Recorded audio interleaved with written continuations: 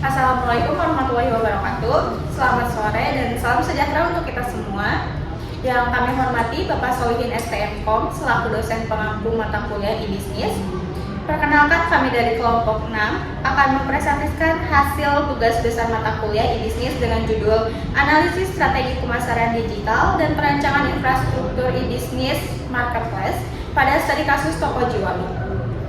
Pada kesempatan ini, kami akan menjelaskan bagaimana konsep e-bisnis dapat diterapkan pada Toko Jiwalu, mulai dari strategi pemasaran digital, pengelolaan rantai pasok, manajemen hubungan pelanggan, hingga infrastruktur teknologi dan manajemen risiko yang mendukung operasional bisnis secara digital. Sebelum memasuki materi, izinkan kami memperkenalkan diri.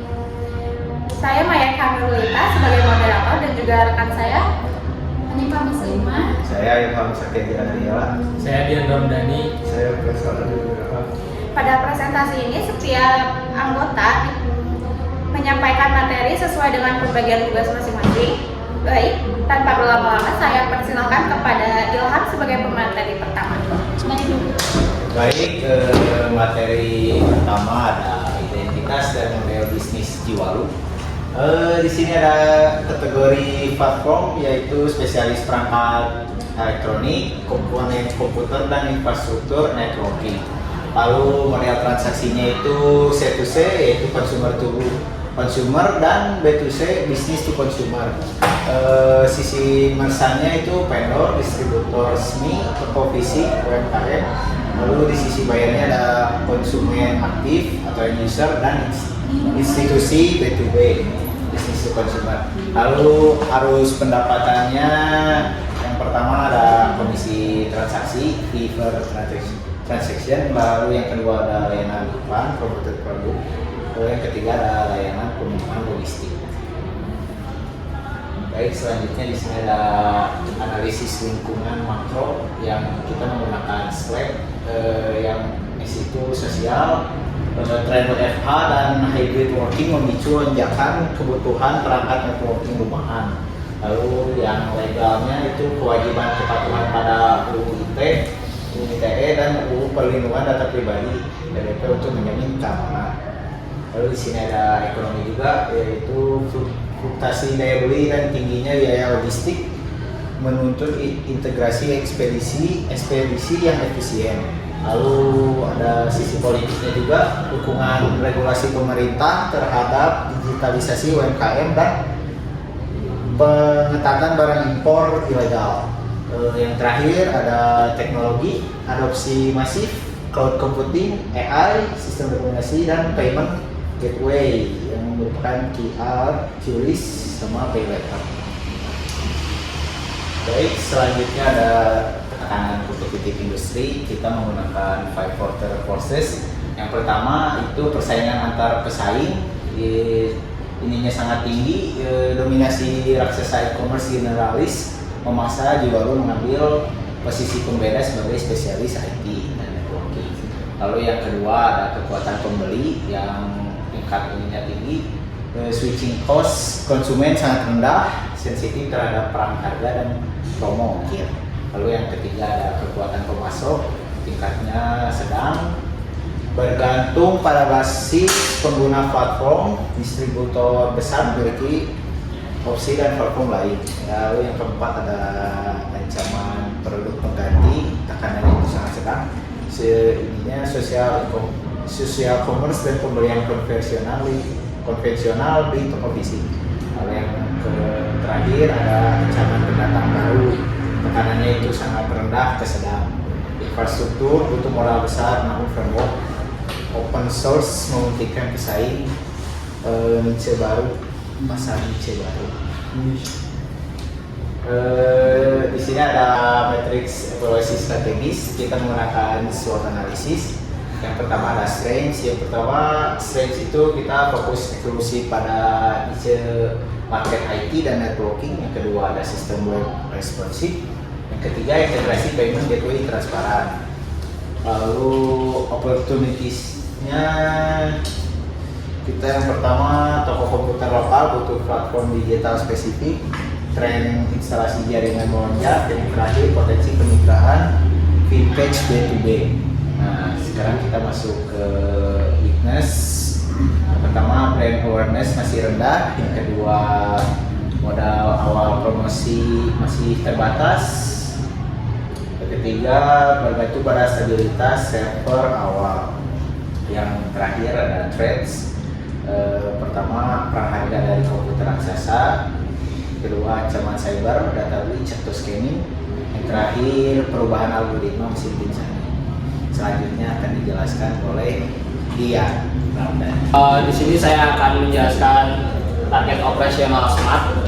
Di sini ada 3 poin sesuai dengan targetnya gitu. Di akuisisi bulan pertama sampai ke bulan ke-6, memverifikasi dan onboarding 150 toko fisik IT atau distributor komputer lokal sebagai merchant yang aktif. Terus di volume transaksi di 1 tahun yaitu adalah mencapai gross merchandise value atau GMV kumulatif sebesar 500 juta untuk mengamankan aliran komisi. Terus yang terakhir yaitu adalah retensi reputasi kuartalan, meraih repeat order rate sebesar 25% dari konsumen lama dan rating kepuasan platform bertahan di atas 4,5 atau 5,0. Terus di sini ada koneksi nilai utama atau online value proposition. Yang pertama yaitu adalah spesialisasi, fokus eksklusif pada gawai, broadband, dan networking untuk memangkas kebisingan pencarian produk e-commerce umum. Terus di poin kedua yaitu ada jaminan keaslian, sistem verifikasi legalitas merchant yang ketat bagi distributor resmi guna menekan risiko komponen palsu dan penipuan teknis. Dan yang terakhir adalah solusi hibrida B2B dan B2C, fitur pengadaan barang fleksibel untuk retail maupun institusi, integrasi dengan kalkulator estimasi kebutuhan jaringan interaktif. Terus sini bauran pemasaran digital ekosistem.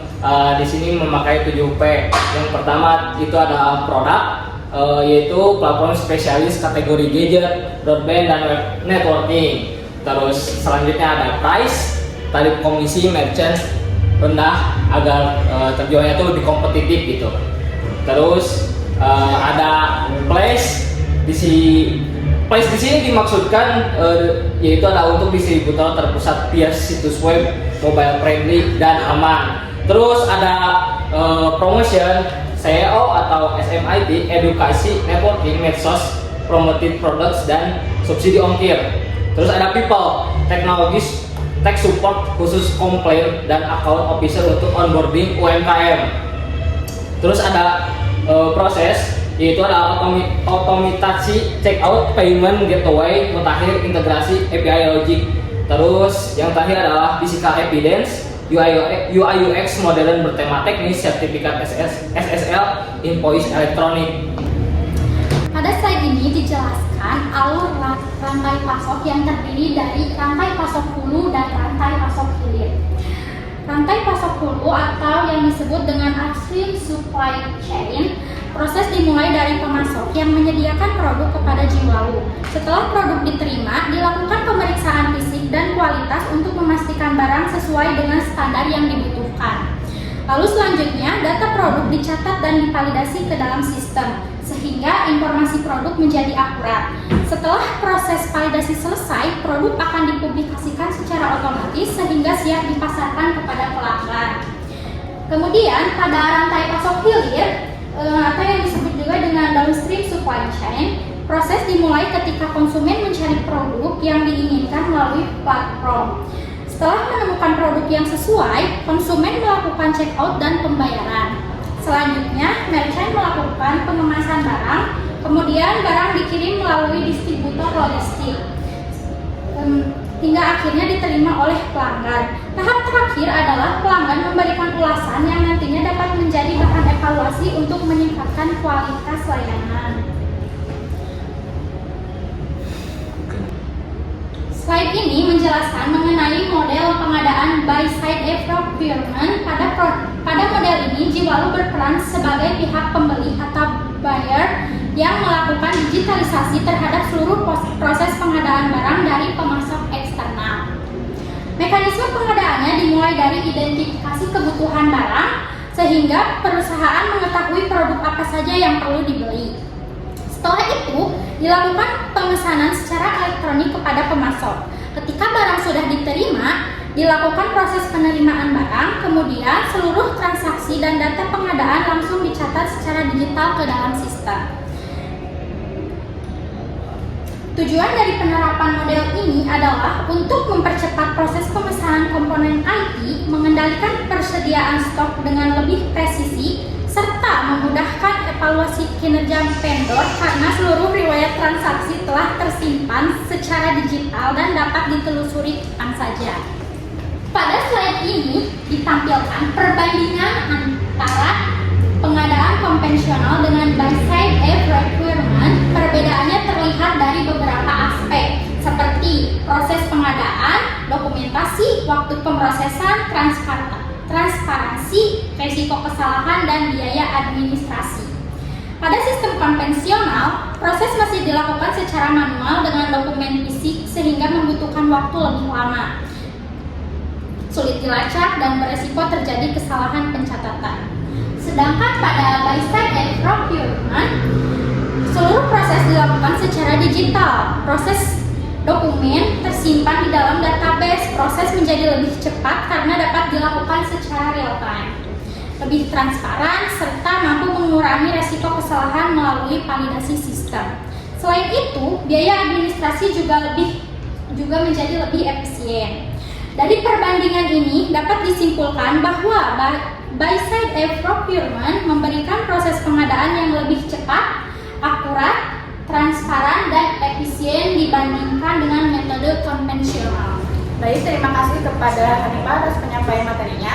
Selanjutnya saya akan melanjutkan pembahasan mengenai Electronic Customer Relationship Management atau ECRM. Dimulai dari siklus hidup pelanggan, strategi pengelolaan hubungan pelanggan, hingga indikator keberhasilan penerapan ECRM pada toko Jiwalu.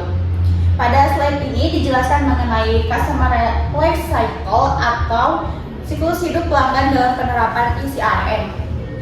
Konsep utama ECRM adalah memanfaatkan teknologi digital dan basis data pelanggan untuk membangun hubungan jangka panjang antara perusahaan dan juga pelanggan.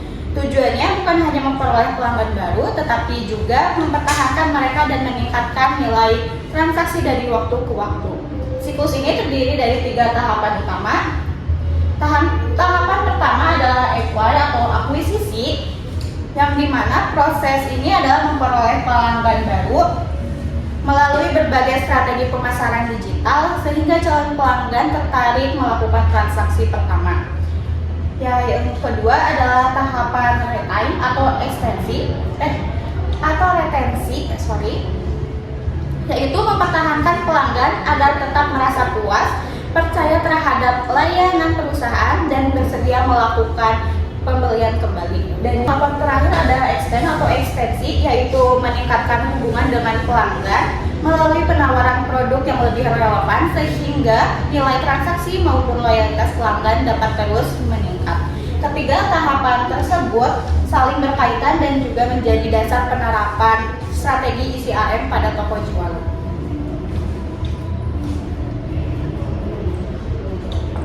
Selanjutnya adalah strategi pelaksanaan ECRM yang dibagi menjadi 3 fase sesuai customer life cycle. Yang pertama ada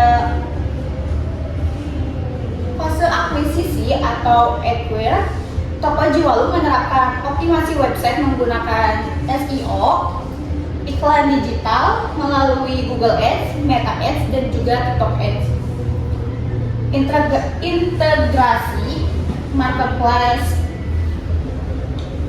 serta memberikan berbagai promo seperti diskon, gratis ongkir, cashback, dan juga bundling produk. Strategi ini bertujuan menarik perhatian calon pelanggan dan meningkatkan transaksi pertama. Yang kedua ada fase retain, yaitu perusahaan berupaya mempertahankan pelanggan melalui program membership yang memberikan poin dan juga voucher. layanan customer service digital melalui WhatsApp dan juga live chat, email marketing yang disesuaikan dengan riwayat pembelian pelanggan, serta layanan purna jual berupa konsultasi dan juga garansi. Dengan strategi tersebut, diharapkan pelanggan merasa lebih puas dan tetap loyal terhadap perusahaan. Dan fase yang terakhir yaitu fase ekstensi. Perusahaan menerapkan strategi cross-selling dengan menawarkan aksesoris kabel atau konektor saat membeli router, contohnya. Selain itu juga diterapkan upselling, yaitu memberikan rekomendasi produk dengan spesifikasi yang lebih tinggi sesuai kebutuhan pelanggan. Strategi ini bertujuan meningkatkan nilai transaksi sekaligus memberikan solusi yang lebih sesuai bagi pelanggan. Setelah strategi ini diterapkan, perusahaan perlu melakukan evaluasi terhadap keberhasilan implementasi ECRM. Lalu di sini digunakan beberapa key performance indicator atau KPI. Indikator pertama adalah tingkat retensi pelanggan, yaitu menunjukkan seberapa banyak pelanggan tetap aktif menggunakan layanan perusahaan. Yang kedua adalah repeat order rate atau kembali bertransaksi, yaitu presentasi pelanggan yang kembali melakukan pembelian. Yang ketiga ada indeks kepuasan pelanggan, yaitu diukur melalui survei setelah transaksi dilakukan. Yang keempat ada waktu respon customer service yang menunjukkan seberapa cepat perusahaan memberikan tanggapan terhadap pertanyaan maupun keluhan pelanggan. Dan yang kelima ada tingkat penyelesaian komplain, yaitu kemampuan perusahaan dalam menyelesaikan permasalahan pelanggan secara tuntas. Dan yang terakhir adalah rating toko atau reputasi platform yang menjadi indikator reputasi perusahaan di mata pelanggan. Melalui indikator-indikator tersebut, perusahaan dapat melakukan evaluasi secara terbuka dan juga berkala sehingga strategi pelayanan maupun pemasaran dapat terus diperbaiki. Demikian penjelasan mengenai penerapan Electronic Customer Relationship Management atau CRM di Toko Jiwalu. Oke, saya di sini akan menjelaskan tentang infrastruktur dan manajemen risiko e-bisnis pada Toko Jiwalu. Untuk membangun sistem e-bisnis yang terintegrasi, kami menerapkan model infrastruktur 5 lapis agar operasional berjalan optimal. Yang pertama, bisa dilihat di slide, yaitu application service atau merupakan antarmuka langsung yang digunakan pengguna, meliputi website e-commerce, dashboard admin, sistem inventory, payment gateway, hingga pelacakan pengiriman. Lapis kedua adalah software system atau jembatan logika di latar belakang. Kita menggunakan framework Laravel, PHP MySQL sebagai DBMS, serta Nginx atau Apache pada OS Linux. Pada lapisan ketiga atau lapisan network infrastruktur adalah lapisan yang mengatur keamanan dan kelancaran jalur dan menggunakan internet, broadband, firewall, router, sertifikat SSL, dan cloud hosting. Dan lapisan keempat adalah hardware infrastruktur atau komponen fisik penyedia daya komputasi seperti cloud server, PC admin, laptop, barcode scanner, dan printer thermal. Lalu lapisan terakhir adalah konten dan data atau aset informasi krusial yang disimpan, mencakup data produk, pelanggan, supplier, stok, hingga data transaksi penjualan. Selanjutnya, untuk memastikan keberlanjutan operasional dan mencegah hilangnya pengetahuan saat terjadi penggantian karyawan atau turnover, Toko Jiwalu menerapkan knowledge management yang dibagi menjadi dua aspek, yaitu explicit knowledge dan tacit knowledge. Yang pertama adalah explicit knowledge atau pengetahuan yang terdokumentasi terstruktur seperti SOP pelayanan, SOP stok, panduan teknis pengguna website, serta dokumen proses order. Yang kedua adalah tacit knowledge atau pengetahuan implisit yang lahir dari pengalaman dan intuisi karyawan, misalnya trik menangani komplain atau strategi menaikkan penjualan.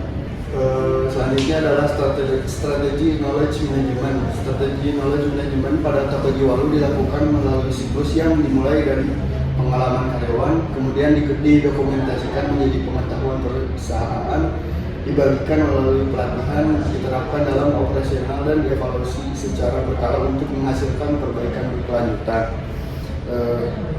Strategi kami untuk melestarikan pengetahuan ini adalah melalui 4 pilar. Yang pertama adalah kodifikasi atau mengubah tacit menjadi eksplisit dengan menyusun SOP detail dan troubleshooting log atau catatan penyelesaian masalah. Yang kedua adalah infrastruktur data, menyediakan knowledge base digital internal yang disimpan aman di cloud storage seperti Google Cloud. Yang ketiga adalah knowledge sharing, mengalirkan pengetahuan melalui pelatihan rutin staff dan forum diskusi atau sharing session. Dan yang keempat adalah evaluasi berkala, melakukan evaluasi bulanan untuk mendeteksi knowledge gap dan memperbarui SOP agar tetap relevan. Dan yang terakhir adalah manajemen risiko. Transisi ke sistem digital tentu membawa risiko berdasarkan matriks penilaian risiko kami. Terdapat beberapa potensi ancaman dengan prioritas tinggi seperti kebocoran data, kesalahan input stok, dan serangan malware. Untuk menjamin keandalan sistem, toko jualu menerapkan 5 fitur pilar mitigasi risiko. Yang pertama adalah keamanan data atau data security, yaitu menerapkan protokol HTTPS atau SSL, enkripsi kata sandi, serta pembatasan hak akses melalui role based access control atau RBAC dan two-factor authentication. Lalu yang kedua adalah keandalan sistem atau sistem reliability, menggunakan cloud hosting dengan SLA tinggi, pemeliharaan berkala di jam trafik rendah, serta menyiapkan backup server. Lalu yang ketiga adalah keamanan operasional atau operational security, mekanisme automated daily backup ke offsite cloud storage, serta pemasangan web application firewall untuk menyaring trafik berbahaya. Yang keempat adalah pengelolaan SDM atau Human Resource Management, mengurangi human error melalui pelatihan terstruktur, penyusunan SOP digital yang visual, dan pendampingan intensif secara sistem pertama kali diluncurkan.